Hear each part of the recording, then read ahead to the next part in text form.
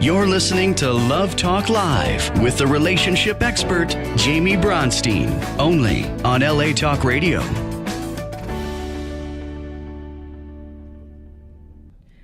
Welcome to the show, Love Talk Live. I'm so excited, as always, to be doing this show and to be sharing just everything that comes from my heart and my co-hosts and guests' heart to all of you. So first, I wanted to go over my co-host and my guest who's in New York. He'll be joining us later, and the topics that we are going to be discussing. So with my co-host Nathan Smith, we're going to be discussing how our relationship with ourselves directly affects our relationship with others. And then when Mike Goldstein comes in a little bit later, we're going to be discussing how women can understand how and why men operate the way that they do. So with that said, a reminder that if anybody has any questions, to please call 818-570-5085. Call us with anything and everything. It can be silly, it can be serious, it can be whatever. We're here to answer your questions. So this is Nathan Smith, and he is a professional life coach, and I will let him take it away from here and tell you a little bit about himself. Hi guys, yes, Jamie, thank you so much for having me on today. It's a pleasure. Professional life coach. Basically, it gives me the opportunity to really work with people to discover what it is that they are looking for. Where's their next level of success? What is it that's holding them back? What is it that they're really looking for in life? So I get the pleasure to work with my clients to really help them reach their next level of success. And you guys can't tell this, but Nathan has this energy around him where you just are in his presence and you know that he is going to help you. Like you just know, you believe in him, and then he makes you believe in yourself. I've seen your work and I know that you are just amazing. Oh, that's so kind of you, Jamie. It's that positive attitude. The cup is always half full. Optimism and really bringing that out of others. So would you like to dive into this topic? We talked on the phone the other day, and I said, what really sets you on fire? What kind of topic just really gets you excited? And so this topic is actually really quite interesting to me because, as a coach, a lot of things that we look at is how we relate to others, and of course, that's kind of from a external perspective. How do we relate with whether it's our boss or our employees or our family members or our significant other? Mm-hmm. But of course, the most important relationship is how we relate to ourselves, because how we relate to ourselves is really how we create our mindset, and so from that place is really how we see the world. Yeah, and I feel like this is something that people walk around this world and they don't really think about. They don't really think about. It's kind of cliche, it's like you need to love yourself, but no one really understands the true deep importance in loving yourself, because once we unconditionally love ourselves, then we attract all that unconditional love towards us. Yeah, it's interesting, especially from a romantic point of view, because it's like, and I've been here, I'm sure other viewers have been here. It's like where we are searching for love. Like we're putting that outside of ourselves, and so we're looking for validation that we are lovable, right. And that and we're searching for love, and not really looking for love that is, or finding the love that is in ourselves. Yeah, I was just doing a session yesterday, and I was explaining to my client that, there's nothing that you really need to do. You don't need to get more confidence or more anything, because it's always there. It's just a matter of getting past those barriers and those clouds that are blocking us from accessing our love and our confidence and everything that we were born with. that sometimes life gets in the way of.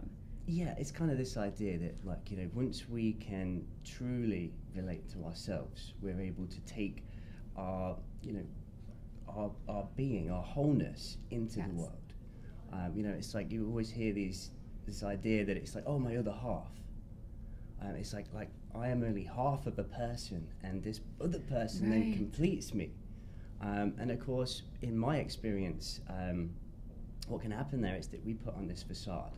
You know, we're out there searching for something, and you know, maybe the people pleaser comes out, and we try to please the other person so that they will like us and love us.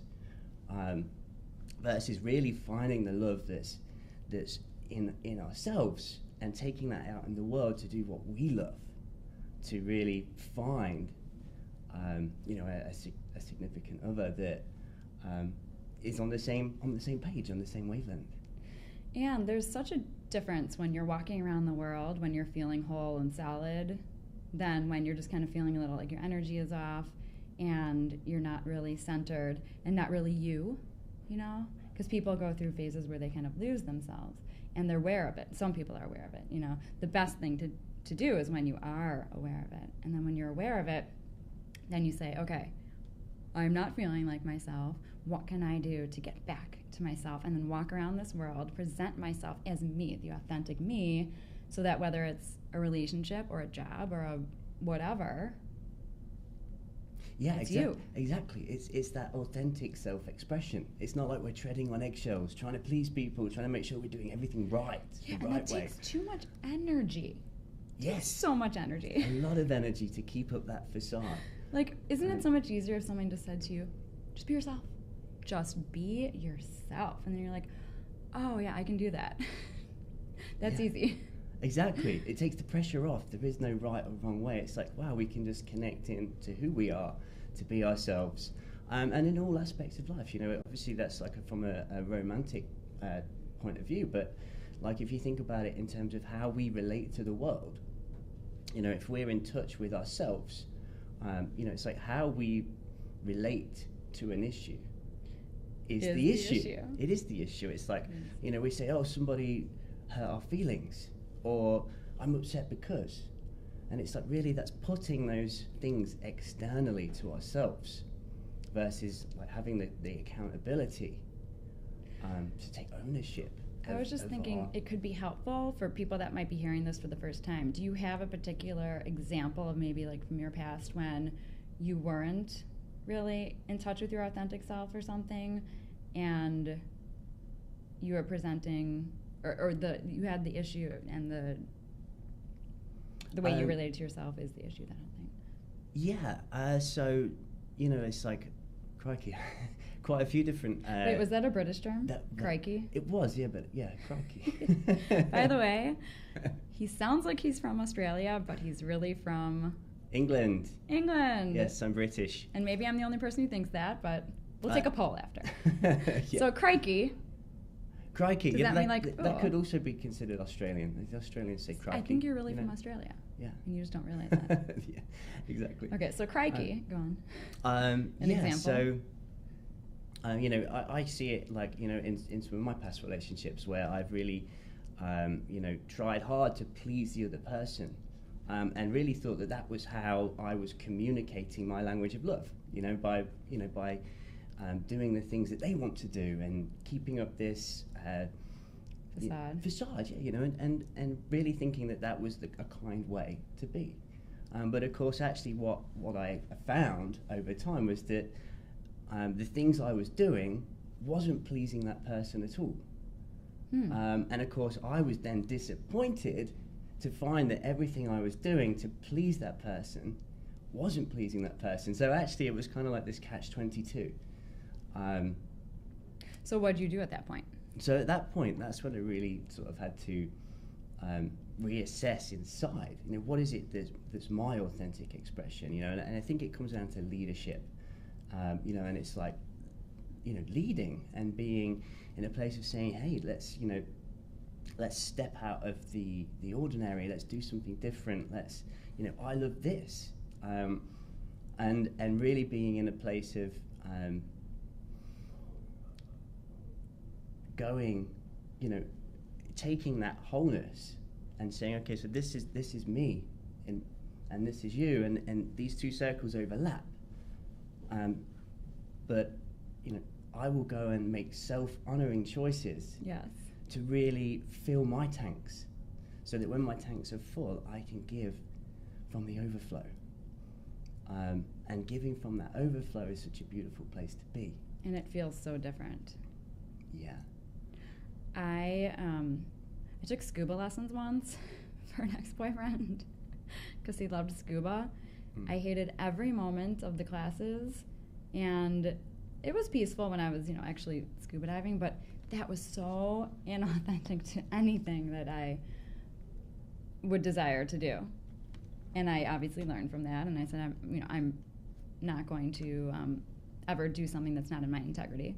Yes. And that's a silly example, but there obviously were lots of times where I felt like I wanted to present myself as, like you were saying, as what he would want to see or Yeah, exactly. And with the example of scuba, there's also like how did you feel when you did that? A lot of times people can feel resentment. It's like, I'm doing this for you, and actually I don't want to do it. Right. And yeah, this was so long ago, and I just wasn't in touch with my intuition and my knowing and my strength. It was just like, oh, okay, whatever, just to spend time with you. And that is just so the opposite of how I live my life now. Thank God. Yeah. It seems like we've both been through journeys and grown. And haven't we all? It's like I like as a coach. I like to say that the life is one big lesson. It's like it's that kind of school that we are that everything happens for us.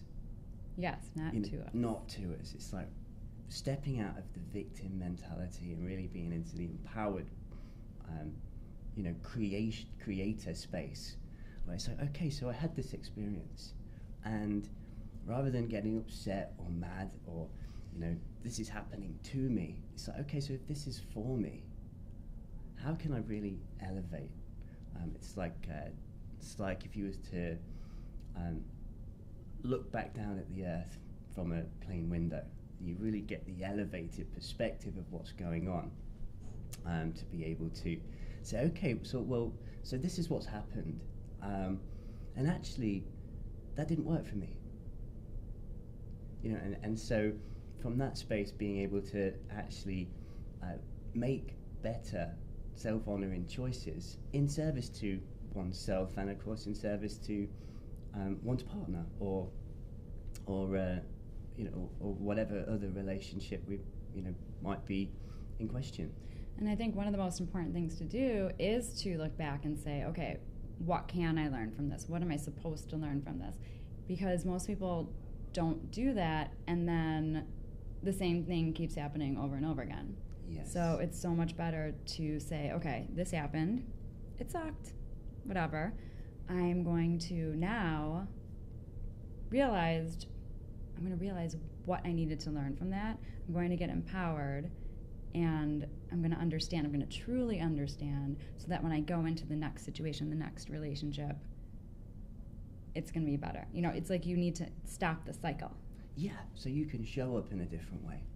It's back to the whole mindset and how you can really share your love, and share your experiences in a new light, which again, it really takes us to the next level of intimacy, or the next level of understanding, and of course there's a component of this that's compassionate. It's like really being able to see that it is our feelings that we're dealing with, and that we are accountable for our feelings, and if we're able to work with ourselves, we can show up so much better for others. And owning up, it's really nobody else's fault. It's, when we get triggered, why do we get triggered? It's an unresolved issue. Yes. It's not about them. It's never about them. It's never about them. This even just there can change people's lives.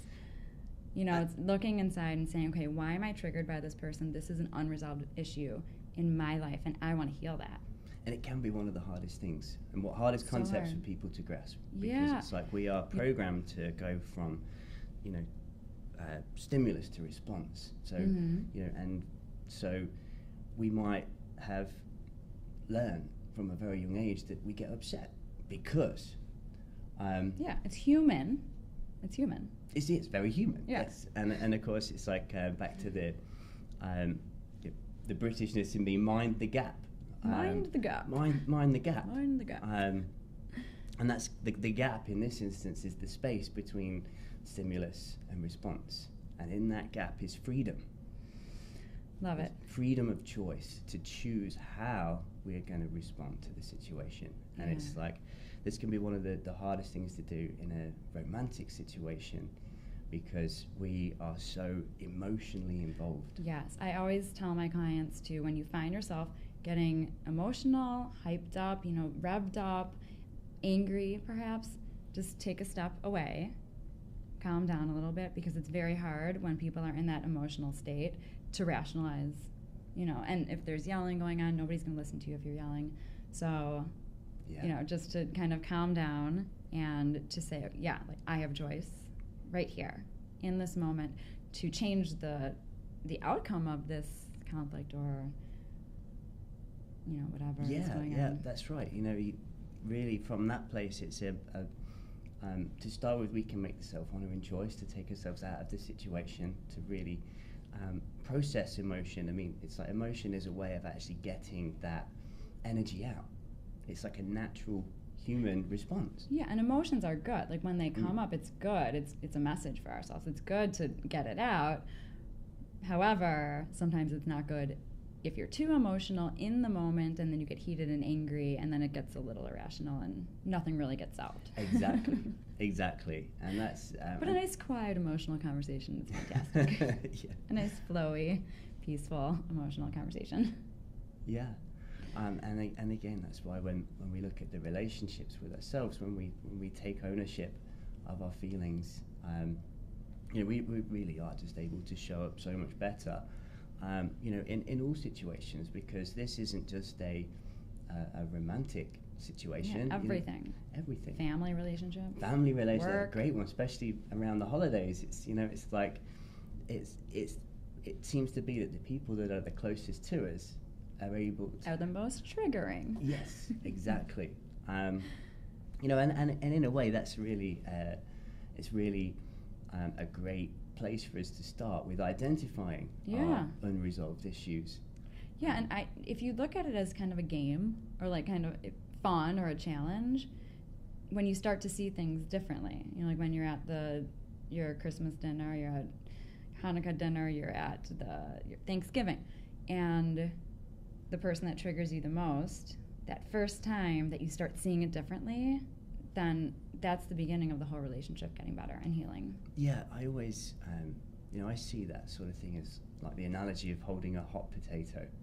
You know, it's like you've grabbed on, somebody's broken a rule that's inside. They're probably not even aware, but you know, they've triggered this rule that's been broken inside of us. Yeah. And we grab hold of this hot potato, and that's the response, and it's burning us.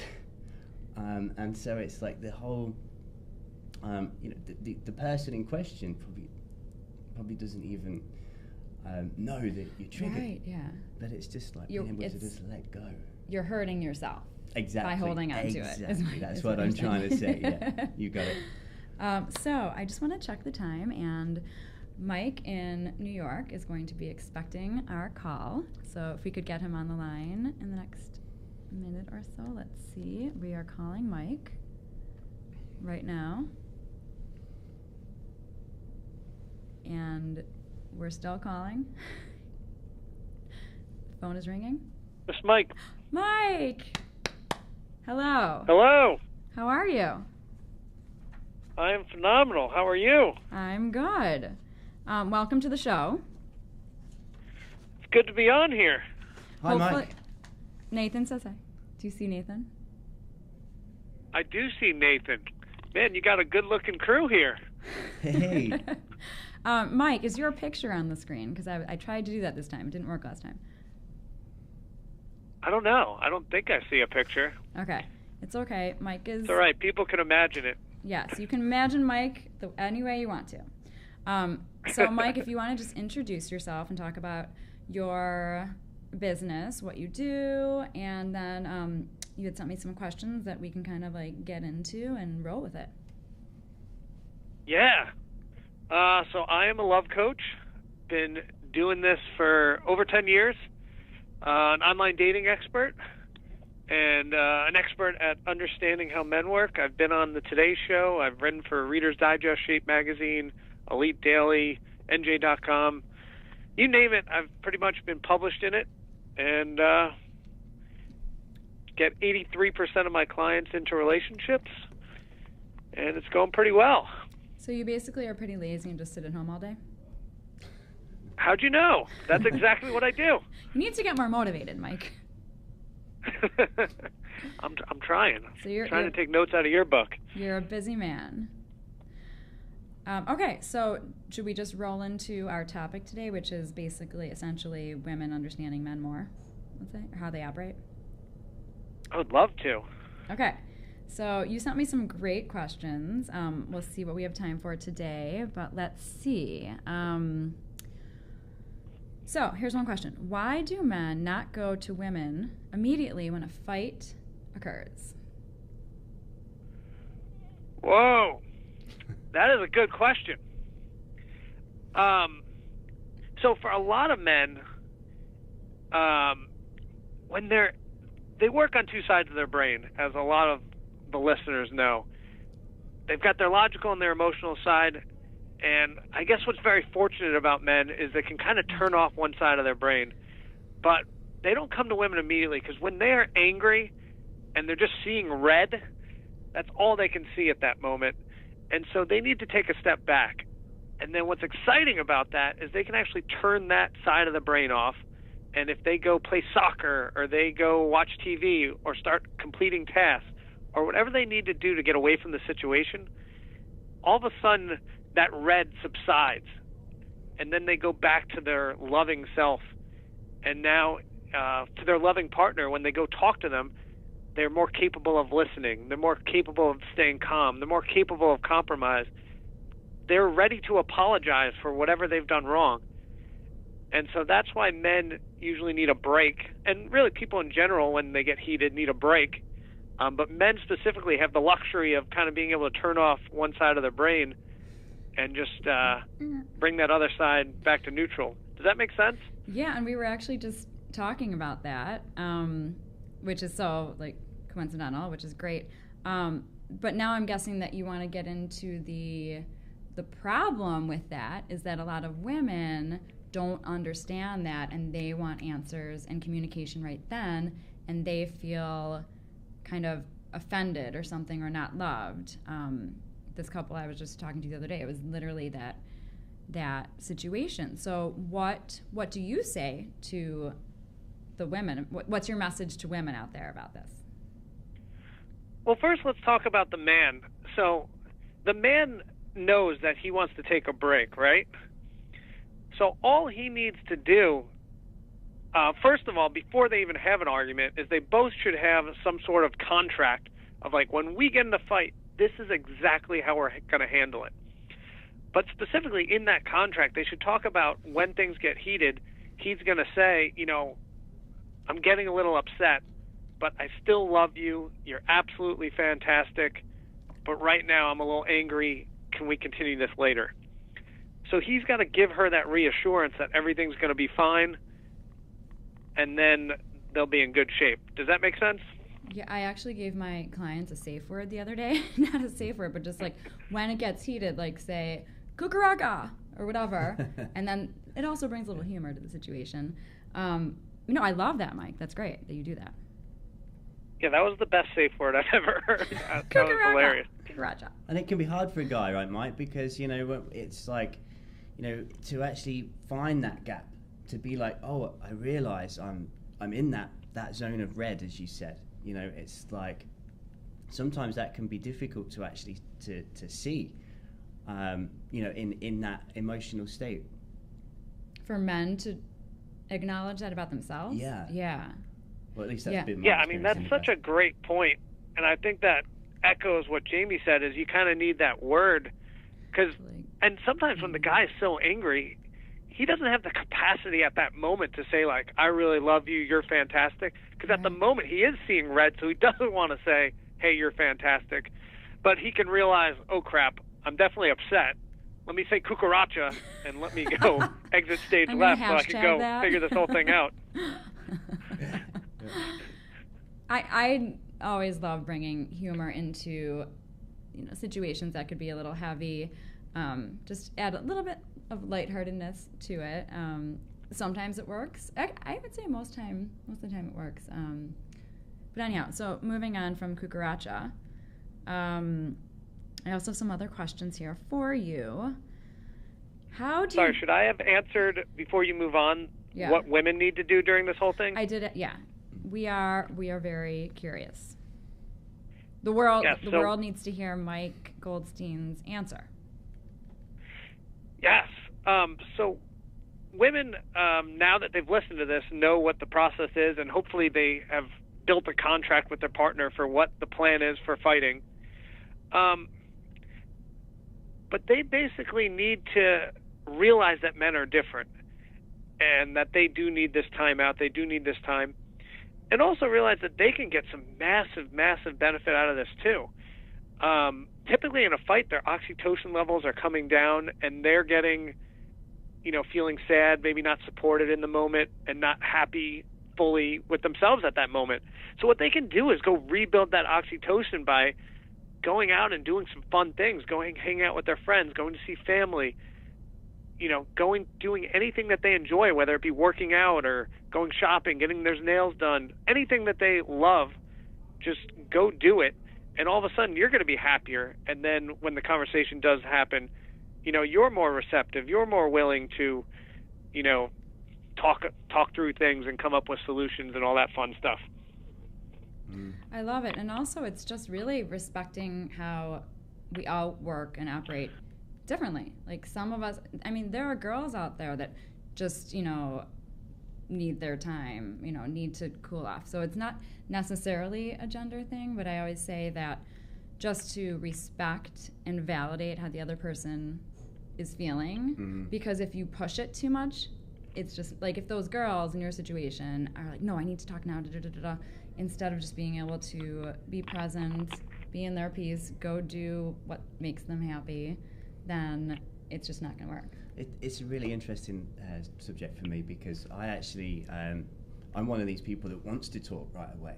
Okay, perfect example. I'm kind of like, I'm in it. And, you know, and I want to talk and I want to get it over and done with. And of course, like, you know, my significant other is like, no, hold up, I need space. Let me out of this. And I'm like, no, I need to figure this out.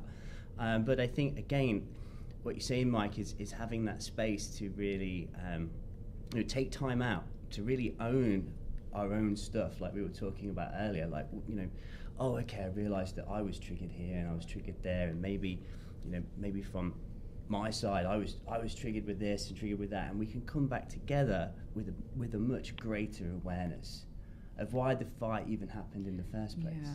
Yeah. And then it probably comes down to a simple, fundamental misunderstanding. And it's always so much more than I'm mad at you because the clothes are on the floor.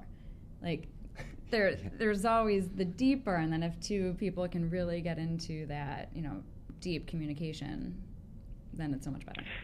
Yeah. Yeah, I mean, I think that's so spot on. And then, you know, once both people are in a good state, and, you know, Nathan's very fortunate. It sounds like he's got a calm, cool head on his shoulders so he can talk right away. But as long as both parties come at a place of curiosity, of, you know, to Jamie's point, there's usually a bigger issue. And so if both parties, instead of, like, getting angry, get really curious, like, well, why do you feel that way? Or when I do this, why does that cause that? And explain that to me. Or what happened in your past that's making you feel this way? And it gets really exciting because instead of an argument, it's like, whoa, yeah, I just learned this amazing, amazing thing about my partner and I feel so much more connected and closer to that person. And now I just, I'm drawn even closer to them, and I feel so much better because I learn more about them. And that's an authentic relationship. It creates that intimacy. Really creates intimacy between two people, and it's like, wow, I really understand my partner now much better because of this heart-to-heart conversation.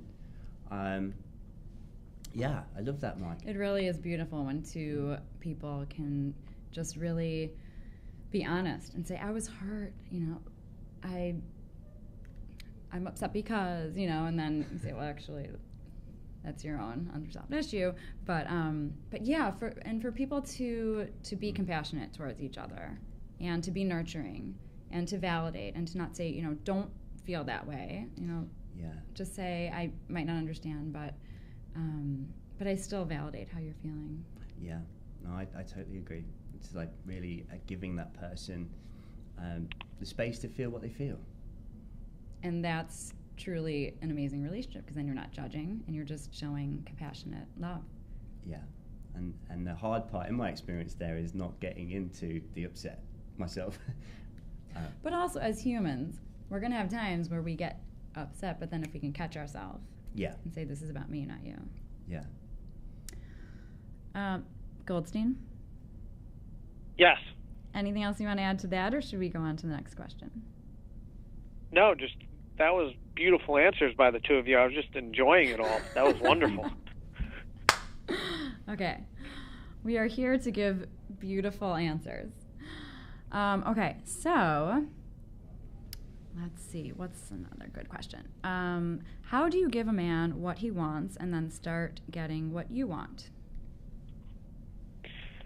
Oh, that is a good one.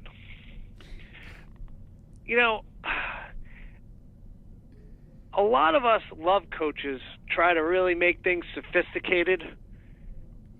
And I decided I'm just going to dumb this one down to the lowest common denominator so that we all can understand it. That's perfect. Yeah.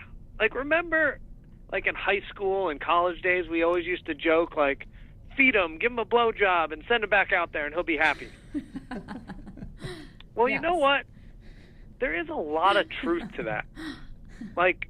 And what I mean by that, and I'll make it a little more complicated, is if you give. So you are giving to this man, and you are giving him, maybe some time to be with you. You're giving him your heart. You're giving him blowjobs. You're giving him, maybe you cook a meal for him. Maybe you help him with something. Blah, blah, blah. You're giving. You're in this giving mode. And now once you've given, and now it's a time where you're like, hold on, he's doing something that's bothering me, he's going to be wildly receptive if you have a good man, keyword good man, that you've been coming from a place of giving, that when you finally say, hey, I need you to do X, he's going to be all over that, because he's going to think back, he's like, whoa, she's just been giving. I have the most fantastic woman on the planet. If she wants X, that X is going to make her happy. Where do I sign up? How do I do this? So the key is just for both parties to be giving partners. And I forget what study this was, but it's very recent. But they've been showing that really the only common denominator of successful relationships and successful marriages are just two people that have rosy sunglasses on and just see people as givers, and they just give. And so that's going to be how you be successful in a relationship. Does that make sense? To give and receive equally as possible. Yeah, well, just pick a partner that wants to give, and then you be a person that gives, and then you're in a good relationship. And not, we always hear about relationships where it's 70-30 or 80-20 or, in a long-term relationship where it's 80-20, that's terrible. If it happens for, a day, that's fine. But you really need two giving partners, and then, you're going to be in a happy relationship. But this is also bringing up a thought in my mind that you need to find somebody. Ideally, a successful forever relationship is going to work when both parties totally do want to give to each other. They want to give to each other. They want each other to be happy. They both do. That is really one of the keys. So 100%. because a lot of times in most relationships, I'd say it's not like that. It's you know, I have a friend who years ago she said, in every relationship somebody always has the upper hand, and she's like, but that upper hand can change, you know. Ideally, and of course it does throughout life if you have a long-term forever relationship, but if you have that foundation, that true foundation of both people just truly just adore each other and just want the best for each other and want each other to be happy, and they respect each other, you're going to want to give the blowjob. You're going to want to have sex on command. You're going to want to do everything. You're going to want to take the girl out for a manicure, whatever. You're going to want to take her out for a nice dinner. You're going to want to cuddle, you know, when you don't necessarily want to cuddle. So both sides. Yeah, it's kind of like, you know, again, it's like giving from that overflow. Really being able to respect the person that's in front of you, work with them, and come from a real place of loving, to really share the best parts of ourselves with each other. You know, to create that intimacy, to create that place of trust and respect. You know, it's I really see the 50-50 is that we should want to give. You know, it's like if we're withholding, why are we withholding? You know, so that's my take on it, is that we should want to give, and that's why I love what you say, Mike. It's like that 50-50 mark where both parties are 2 feet in.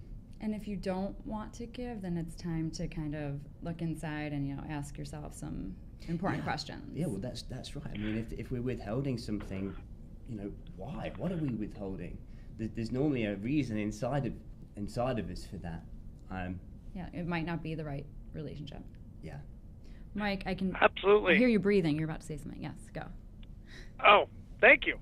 And I was listening to the you guys before I got on, and Nathan was talking about accountability, and I just want to harp on that for a second. I coach a ton of women, and women need to take some accountability in this.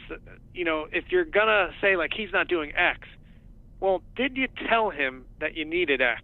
And so that's a big part of it. And then a lot of women are feeling like, well, you know, I'm afraid because I don't want to nag him. I don't want to be that naggy woman. And you're 100% right. No man wants a naggy woman. But we do want to know how to make you happy. So to give you an example, you know, let's say the guy, you know, you're living together and he, you know, keeps putting the dishes not in the sink and it's driving you nuts. He just leaves it wherever. All you got to do is say, Mike, you are so sexy when you grab that dish and put that in the sink. Like, it gets me so turned on, and I love it. And it makes me so happy. And he'll be like, hold on. You're telling me all I got to do is walk this little thing over to the dish, and all of a sudden you're turned on and happy? I'm on it. And I can do that. I'm going to walk this dish over there. I'm a huge fan of positive reinforcement. I do it all the time. Sounds fantastic to me, Mike. And also, you know, I think that there's also room for the intimacy side of things as well. You know, to really have those conversations of like, this is one thing I like to ask my wife is like, what is it that you need, so that I can at least attempt to try and do those things. You know.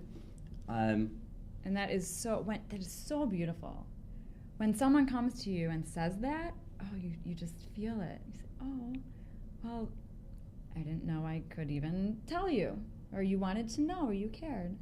So yeah, that you do that. It communicates a lot more than just what do you need. But yeah, back to you, Mike. The positive reinforcement as well. I really like that. It had some humor. It had some playfulness to it. I think we should challenge all the viewers tonight. Think of one thing that your significant other does that bothers you, and then just kind of change it around in a fun way. Yeah, that'd be cool. And write in. That's a great challenge. And we'd love to hear the funniest ones. We'd love to hear funny stories, success stories, any type of. Yeah. I tried this, you know, and that's another thing that I love inspiring people to put humor into relationships. You know, it doesn't have to always be so heavy. And Mike, and that's why I really love that you just brought that up, because that's just fun. Do you do that with your fiance?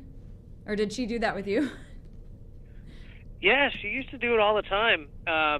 It would be absolutely phenomenal, and it totally motivated me because my whole life revolved around wanting to make her happy. So, absolutely. And I love that you say that, because that sounds like it's going to be a lasting relationship. Mm. Yes.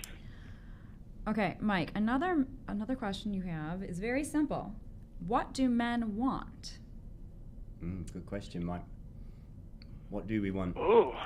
Besides for watching That's football a loaded one. And going golfing. Hold on, before I answer with my sophisticated love coach rehearsed answer, I want to hear what Nathan says. What do men want?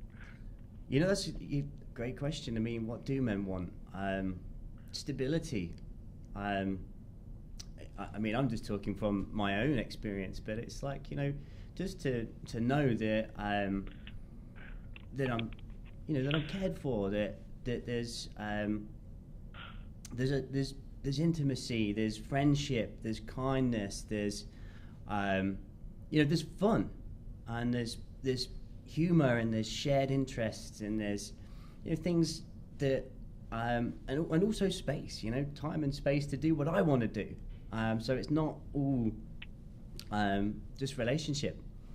But that's my take, Mike. Anyway, so back to you. And also, we do need to wrap up in a few minutes, so. Okay. But Mike, take it away. Oh, okay.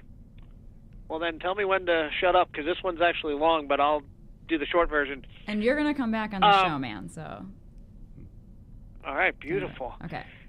So, Nathan, you were spot on with saying fun. I'm an online dating expert and always work with the data from major sites, but Zeus just put out a study, and the number one thing men are requesting is they want someone who's fun. So that's wildly important. But then the thing that we've been studying for years is I came up with an acronym, and you got to nab a guy. So NAB is you want to be needed, appreciated, accepted, and have good boundaries. So I probably don't have time to explain all this, but Jamie, tell me to shut up when I need to. But making him feel needed is so wildly important in today's day and age. Women today are just freaking rocking it with amazing careers.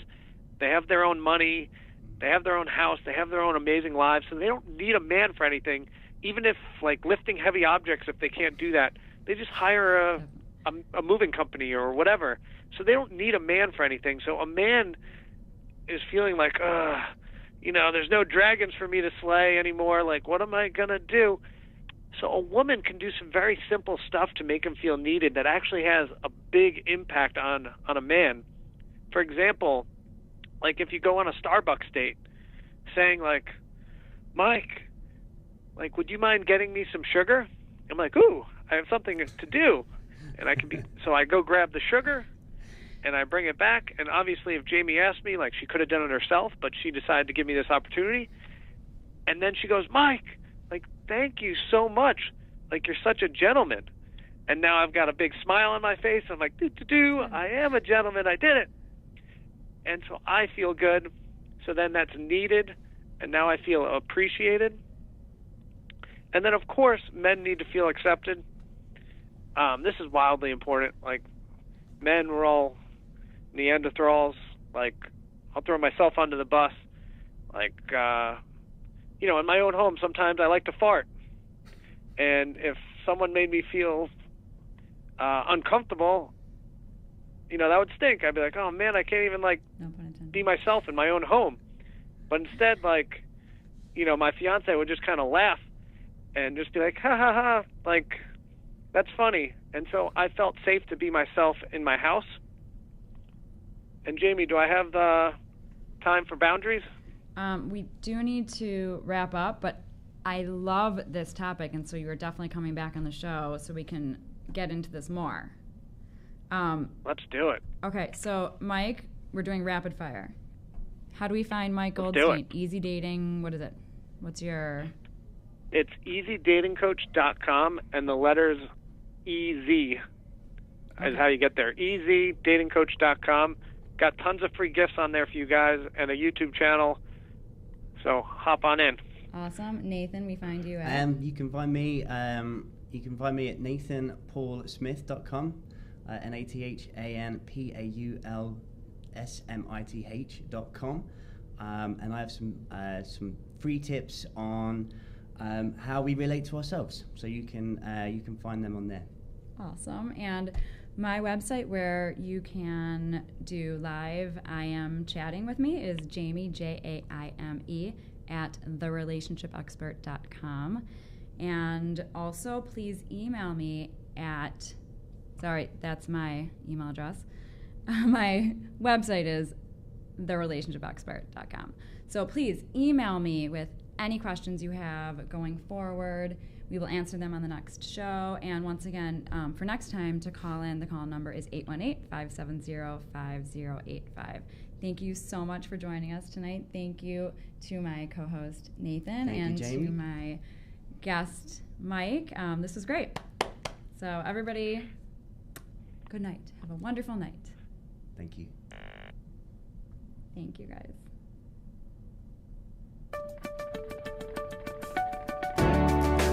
You're listening to Love Talk Live with the relationship expert, Jaime Bronstein, only on LA Talk Radio.